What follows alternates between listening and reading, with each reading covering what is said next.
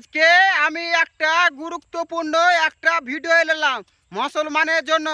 যারা নতুন পেন জামা পিনো হ্যাঁ দোকান থেকে নিয়ে আসছো তারাকে বলছি, যারা ঈদগাহের মাঠে নমাজ পড়তে যাবে হ্যাঁ পেনটা আর গেঞ্জিটা আর প্যান্ট শার্ট প্যান্ট সব সাফ করে নেবে, বুঝতে পারলা? তোমরা যদি ঈদগাহের মাঠে যদি নমাজ পড়তে যাও তোমাদের ঈদগাহের মাঠে নমাজ লাগবে না। তার জন্য বলছি তোমরা নতুন প্যান্টকে আর শার্টকে ধুয়ে নিবা সাদা পানি দিয়া, বুঝতে পারলা? কেন শরীরটা পবিত্র হয়ে যাবে। তার জন্য বলছি ভিডিওটা শেয়ার করো, এটা কিন্তু গুরুত্বপূর্ণ। আর জীবনে বেঁচে থাকতে গেলে অহংকার দেখাবো না। আর ঈদগাহের মাঠে তোমরা মোবাইলকে সাইলেন্স করে দিবা।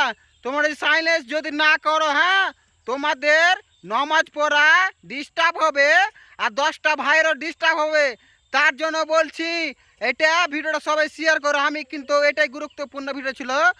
আর যারাকে বলছি যারা দোকানদার পেন জামা পেছে আর ওরা পেছাপ করে পানি লাই কি লাই না জানি না, তার জন্য বলছি ধুয়ে পেন জামাকে অবশ্যই ধুয়ে নিবা, রোদে শুকতে দিয়ে দিবা আর পবিত্র হয়ে যাবে। ভিডিওটা শেয়ার করো। আর কেউ এটা ভিডিওতে খারাপ কমেন্ট করো না। যত মুসলমান আছো এটা কিন্তু মুসলমানের জন্য ভিডিওটা বানালাম, শেয়ার করো।